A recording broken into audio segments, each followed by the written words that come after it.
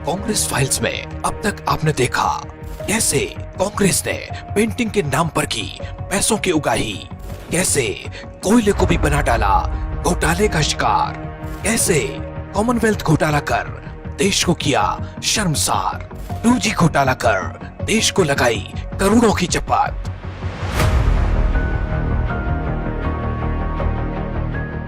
कहा जाता है कि आपदा में अवसर खोजने चाहिए, लेकिन कोई दूसरा आपदा से पीड़ित हो और उसे आप निजी स्वार्थ के लिए अवसर बना लें तो उसे अपराध कहा जाता है।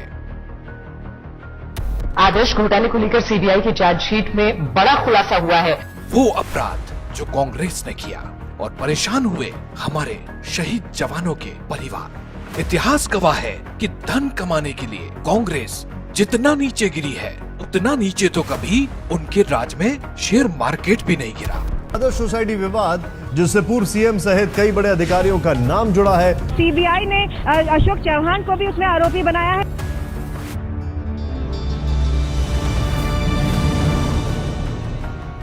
कांग्रेस ने आदर्श हाउसिंग सोसाइटी घोटाला करके उन शहीदों का अपमान किया जिन्होंने कारगिल युद्ध में देश की रक्षा की खातिर अपनी जान गंवा दी। उन्हें भरोसा था कि वो देश की खातिर जान दे रहे हैं तो देश उनके परिवार का ख्याल रखेगा, लेकिन सत्ता में बैठी कांग्रेस ने ध्यान रखने की बजाय उनसे उनके हक का घर भी छीन लिया।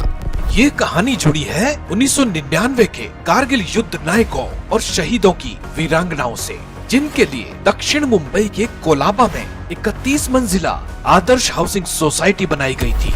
नियमानुसार ये सोसाइटी 6 मंजिला ही बननी थी, लेकिन नियमों को ताक में रखकर इसे 31 मंजिला बनाया गया। कि जो आदर्श इमारत जो खड़ी है वो अवैध तरीके से खड़ी है और इस वजह से इसको डिमोलिश करना चाहिए। बिल्डिंग तैयार होते ही आनन फानन में फ्लैटों का चुपचाप आवंटन कर दिया। शुरू से ही इस प्रोजेक्ट को शक भरी निगाहों से देखा जा रहा था। कुछ लोग कभी कभी घोटालों का जिक्र करते थे, लेकिन हकीकत सामने आई साल 2010 में, जब एक आरटीआई से पूरे देश को कांग्रेस के काले कारनामों के बारे में पता चला कि कांग्रेस के नेताओं, नौकरशाहों और सैन्य अधिकारियों ने अपात्र होते हुए भी इन फ्लैट्स को खुद के लिए, अपने रिश्तेदारों के लिए आवंटित कर लिया है।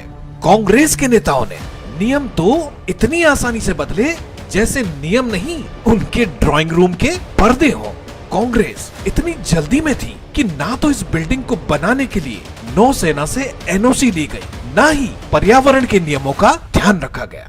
इस घोटाले में उस वक्त के मुख्यमंत्री अशोक चौहान, पूर्व मुख्यमंत्री विलासराव देशमुख, सुशील शिंदे जैसे बड़े कांग्रेसियों के नाम सामने आए।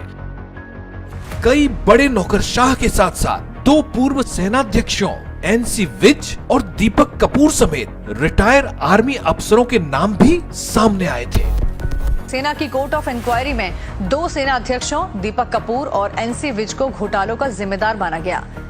2011 में आरोपों की जांच के लिए गठित न्यायिक टीम ने 2013 में जो अपनी रिपोर्ट सौंपी, उसमें 25 फ्लैट के फर्जी आवंटन होने का खुलासा किया, जिसमें से 22 फ्लैट फर्जी नाम से खरीदे गए थे। जांच एजेंसी ने कांग्रेस नेता अशोक चौहान पर आदर्श सोसाइटी के लिए अतिरिक्त फ्लोर स्पेस इंडेक्स FSI को मंजूरी देने और मुख्यमंत्री रहने के दौरान बदले में अपने रिश्तेदारों के लिए फ्लैट लेने का आरोपी बनाने के साथ साथ पूर्व में राजस्व मंत्री के तौर पर सिविलियन को 40% फ्लैटों के आवंटन को अवैध रूप से मंजूरी देने का भी आरोपी बनाया था।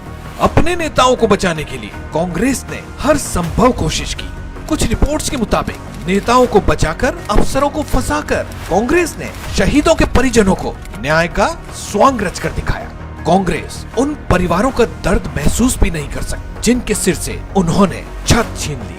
कांग्रेस को जिन परिवारों को सुरक्षित भविष्य का विश्वास दिलाना था, उन परिवारों के साथ कांग्रेस ने विश्वासघात किया। 2 साल पहले दायर याचिका में आरोप लगाया गया था कि आदर्श सोसाइटी में चौहान की सास भगवती शर्मा और ससुर के भाई मदन लाल के भी फ्लैट हैं, जिनका घर पहले से ही उजड़ा था। उनसे छत तक छीनने वाली कांग्रेस को देश कभी माफ नहीं करेगा। चार्जशीट के मुताबिक चौहान ने इस मामले में बतौर राजस्व मंत्री और मुख्यमंत्री अपने पद का दुरुपयोग किया।